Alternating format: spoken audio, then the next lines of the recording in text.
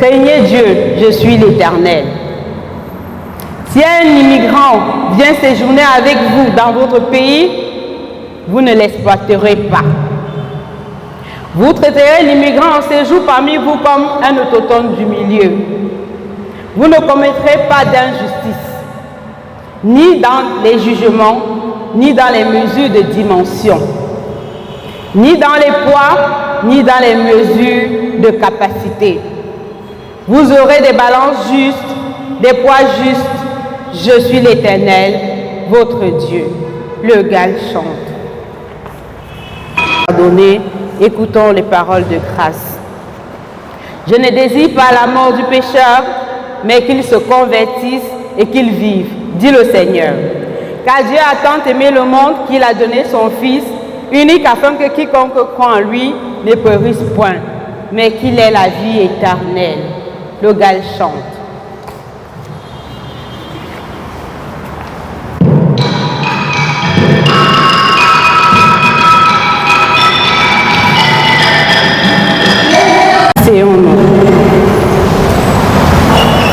Nous allons, frères et sœurs, confesser nos manquements devant le Seigneur. Que chacun dans son intérieur confesse et reconnaît devant le Seigneur les failles qu'il a faites.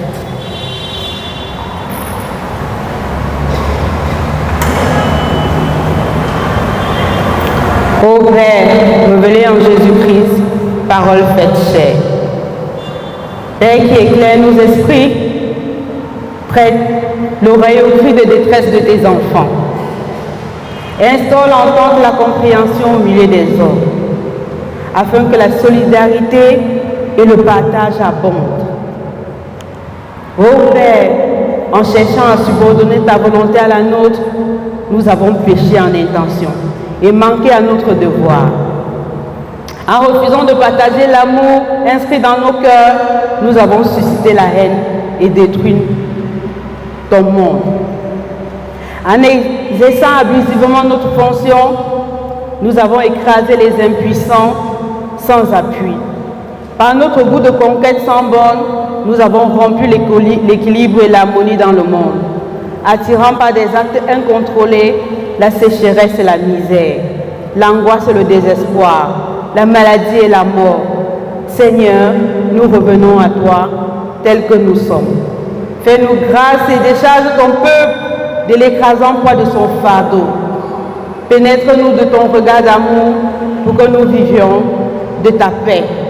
Par Jésus-Christ notre Seigneur, exauce-nous, Père. Amen. Nous chantons le 270 sur les ailes de la foi. 270 sur les ailes de la foi. Je ne... Tu sais quand je m'assieds et quand je me lève. Tu pénètres de loin ma pensée. Tu sais quand je marche et quand je me couche. Et tu pénètres toutes mes voies. Car la parole n'est pas sur ma langue que déjà entièrement. Tu m'entoures par derrière et par devant. Et tu mets ta main sur moi. Où irais-je loin de ta face? Si je monte aux cieux, tu y es. Si je me couche au séjour des morts, t'y voilà. Si je prends les ailes de l'aurore et que j'aille habiter à l'extrémité de la mer, là aussi ta main me conduira et ta droite me saisira. Sonde-moi, ô Dieu, et connais mon cœur. Regarde si je suis sur une mauvaise voie et conduis-moi sur la voie de l'éternité. Amen. Gal chante.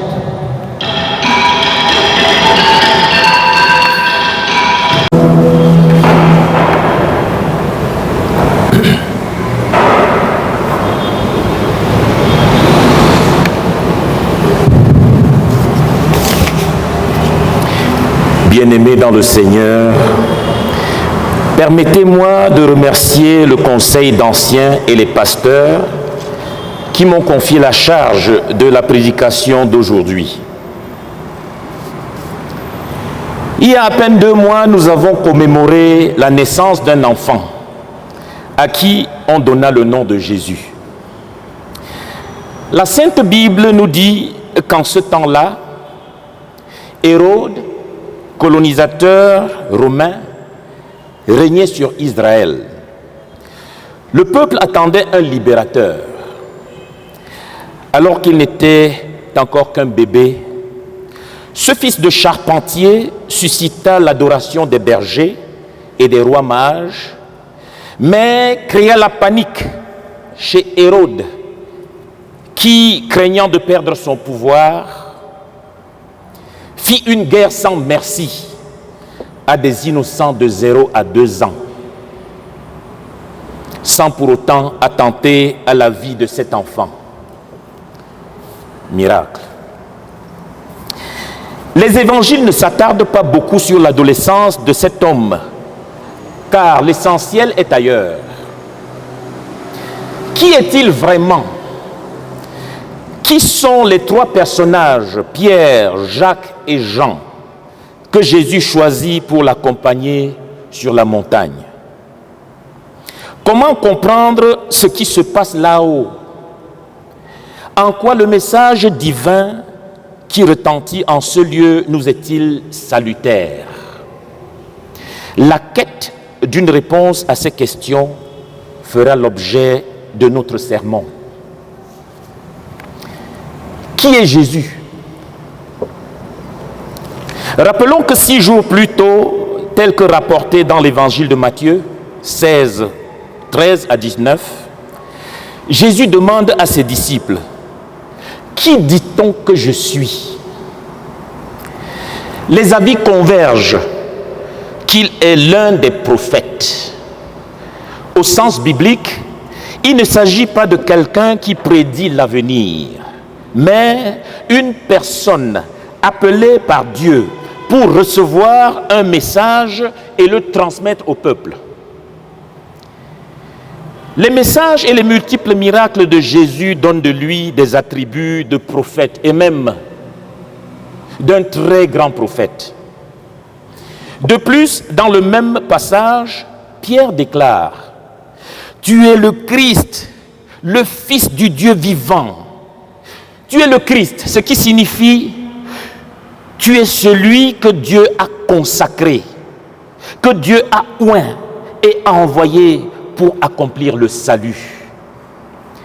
À ce moment-là, Jésus dit à Pierre: ce ne sont pas la chair et le sang qui t'ont révélé cela, mais c'est mon Père qui est dans les cieux.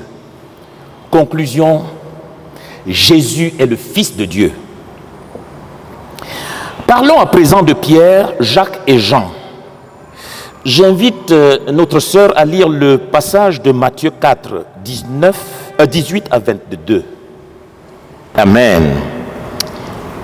Ce texte nous révèle qu'ils sont tous 3 des pécheurs. Leur appel se fait tandis qu'ils sont en activité en Galilée. Au total, Jésus choisit 12 disciples qui le suivront partout pendant sa mission terrestre. Cependant, sur les 12, plusieurs actes donnent de comprendre que Pierre, Jacques et Jean forment le cercle le plus proche de Jésus.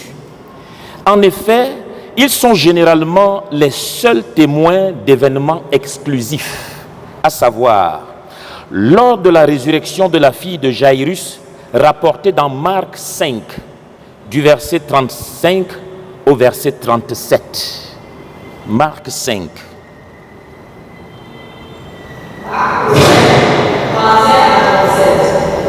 Quand il parlait encore, survinrent chez le chef de la synagogue des gens qui dirent: ta fille est morte, pourquoi m'importuner davantage de l'aide? Mais Jésus, sans tenir compte de ses paroles, dit au chef de la synagogue: ne crains pas, crois seulement. Et il ne permit à personne de l'accompagner, si ce n'est à Pierre, à Jacques et à Jean, frère de Jacques. Merci. Restez là s'il vous plaît, parce que vous allez nous lire également Matthieu 26, 36 à 37. Lorsque Jésus se retire à Gethsémani pour prier avant son arrestation, c'est les 3 mêmes noms qui sont cités. Allez-y s'il vous plaît. Là-dessus, Jésus alla avec eux dans un lieu appelé Gethsémani, et dit aux disciples, asseyez-vous ici, pendant que je m'éloigne prier. Il prit avec lui Pierre et les deux fils de Zébédée, et il commença à éprouver la tristesse et les angoisses. Enfin, nous lirons le texte de Matthieu 17 au verset 1. C'est là que démarre notre texte du jour. 6 jours après, Jésus prit avec lui Pierre, Jacques et Jean, son frère, et il les conduisit à l'écart sur une autre montagne. Les recherches montrent que Jésus-Christ a confié à tous ses disciples la mission générale d'annoncer le royaume de Dieu. Mais chacun des trois reçoit des missions spécifiques. À Pierre, Jésus fait le serment ci-après. Tu es Pierre, et sur cette pierre, je bâtirai mon église. Il lui promet les clés du royaume des cieux et lui confie la mission de paître ses brebis. En ce qui concerne Jacques, fils de Zébédée, il reçoit une mission de témoignage courageux. Dans Actes des Apôtres, au chapitre 12, verset 2, nous découvrons qu'il fut le premier martyr tué par l'épée sur ordre du roi Hérode. Voilà son destin. Quant à Jean, frère de Jacques, il reçoit au pied de la croix à Golgotha la mission de prendre soin de Marie, mère de Jésus, et de représenter le disciple fidèle.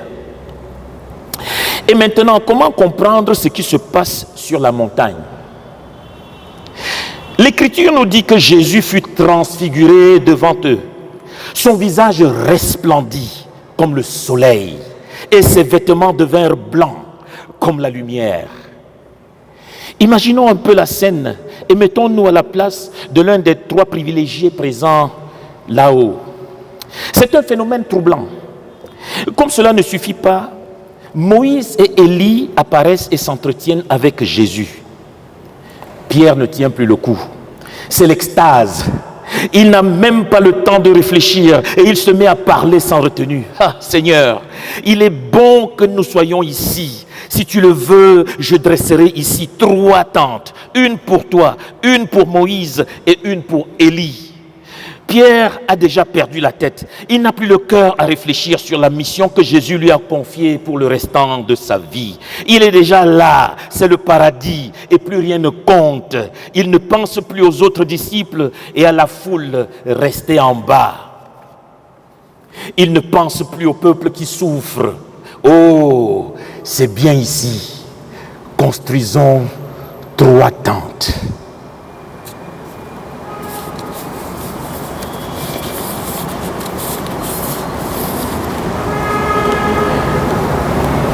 Non, Pierre, tu es pressé. Voici à peine 6 jours que le Seigneur t'a confié une responsabilité suprême. Bientôt, il ne sera plus là physiquement. Et tu es son porte-parole, son porte-voix auprès des autres disciples. Vous allez tous redescendre pour vous confronter à la réalité du quotidien du peuple. Tu as son église à bâtir. Vous avez un travail spirituel à accomplir. Vous devez apporter du réconfort aux affligés, prêcher la bonne nouvelle aux opprimés et à tous ceux qui sont retenus captifs dans des choses obscures qui les éloignent de Dieu. Oui, oui Pierre, voilà ce que tu dois faire. Bien-aimé peuple de Dieu, sur la montagne, les surprises ne sont pas terminées. Le verset 5 nous dit ceci. Comme il parlait encore, une nuée lumineuse les couvrit. Et voici, une voix fit entendre de la nuée ces paroles. Celui-ci est mon fils bien-aimé, en qui j'ai mis toute mon affection. Écoutez-le. Voilà la phrase. Voilà la phrase venue du haut des cieux qui donne aux 3 disciples, mais à nous aussi, confirmation que Jésus n'est pas qu'un très grand prophète. Il est le Messie. Il est vraiment le Fils de Dieu.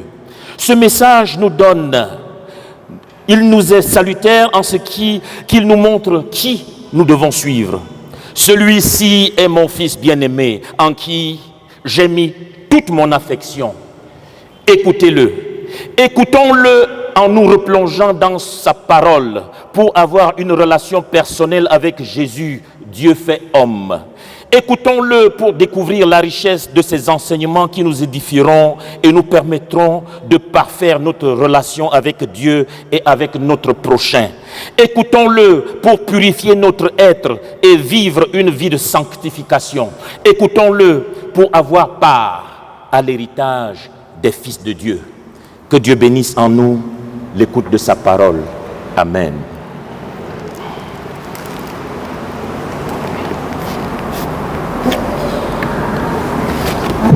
Mois de mars. Donc, c'est une occasion pour moi de lever la prière pour nous tous et qui priera. Nous sommes en prière. Seigneur, notre Dieu, notre Roi, nous te bénissons pour la grâce que tu nous donnes encore en ce jour, Seigneur, de voir une nouvelle année, de vivre encore dans ta grâce et dans ta faveur.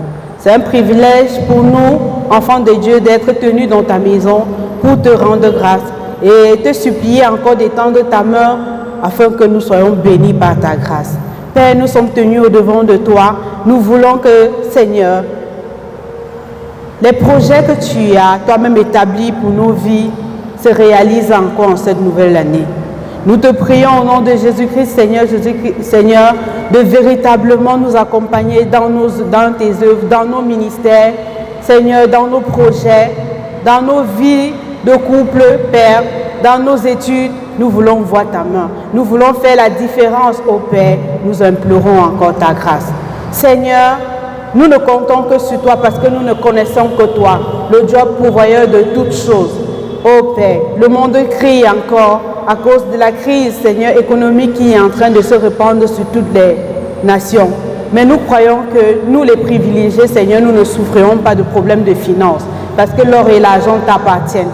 Père, tenu au-devant de toi, bénis, Seigneur Jésus-Christ, notre Dieu, pour voir encore, afin que nous soyons capables, ô Père, de partager avec ceux qui sont dans le besoin, afin que nous soyons également une bénédiction, ô Dieu, pour tous ceux-là qui, Seigneur Jésus-Christ, soupirent encore après le manger et le boire.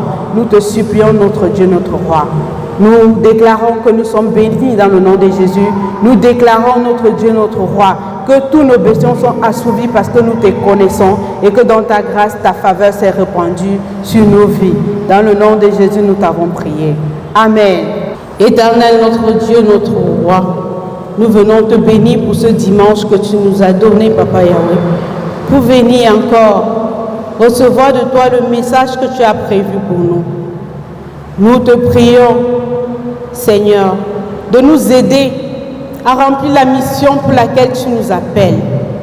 Seigneur, de ne pas rester confortable, ô Dieu, à l'endroit où tu nous as mis, avec les biens que tu nous as donnés, mais de penser, comme le disait le prédicateur, à la mission que tu nous as confiée. Pour chacun de nous, nous voulons reconnaître quelle est cette mission et nous mettre au travail. Seigneur, viens nous en aide. Nous te prions pour les nôtres, Seigneur, qui ont perdu un parent, un frère, une sœur, un enfant en ce jour, d'apporter ta consolation, car tu es le consolateur par excellence. Et encore en ce jour, Seigneur, nous avons besoin de toi. Pour ceux-là qui sont venus ici malades, pour ceux-là qui sont couchés sur un lit d'hôpital et qui n'ont pas pu se lever pour venir te servir, Seigneur, nous te prions d'étendre sur eux ta main de guérison. Nous te prions d'être le médecin par excellence qui prendra soin d'eux, Seigneur, sur leur lit d'hôpital. Pour tous ceux qui sont, Seigneur Jésus-Christ, ont pu venir ici, restaure-les, donne-leur de sortir d'ici avec joie et paix, Seigneur, parce que là où tu es, il y a la guérison. Nous venons te prier, Seigneur, pour nos serviteurs qui sont actuellement à Bouddha pour le synode, afin que tu donnes que tout se déroule selon ton plan parfait. Que ta grâce, Seigneur, se déverse de ce côté pour, Seigneur, la consécration de tes serviteurs et pour les travaux qui ont été faits là-bas, Seigneur, que ton nom soit glorifié.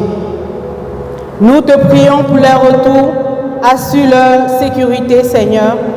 Sois le conducteur de tous les véhicules qui va les ramener et donne encore gloire à ton nom, que nous puissions témoigner que tu es le Dieu puissant que nous connaissons. Pour ta communauté, Seigneur, nous venons te prier afin de donner que ton esprit demeure. Que ce que nous recevons ici comme enseignement, qu'au sortir d'ici, nous soyons capables de mettre en pratique ce que nous avons reçu de toi. Nous demandons ton soutien car ce n'est pas toujours facile de pratiquer ta parole. Mais nous savons qu'avec toi, nous pouvons tout. Seigneur, tu sais que nous avons tellement de choses à te demander, mais nous allons le résumer dans ce condensé de prière que tu nous as appris en ces thèmes. Notre Père qui est aux cieux, que ton nom soit sanctifié, que ton règne vienne, que ta volonté soit faite sur la terre comme au ciel. Donne-nous aujourd'hui notre pain de ce jour. Pardonne-nous nos offenses, comme nous pardonnons aussi à ceux qui nous ont offensés.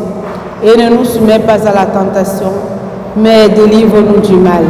Car c'est à toi qu'appartiennent le règne, la puissance et la gloire, pour les siècles des siècles. Amen. Nous passons la parole au prédicateur du jour pour l'exhortation et la bénédiction.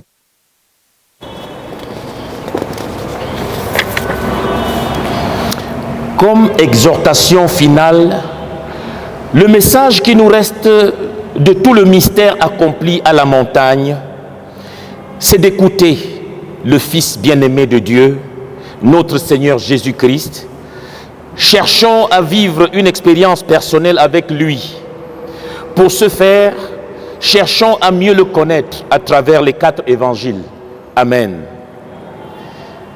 En guise de bénédiction finale, que Dieu notre Père, par son Esprit, vous accompagne et vous conduise. Qu'il vous affermisse dans son alliance en Jésus-Christ, notre Seigneur. Amen. Bon dimanche.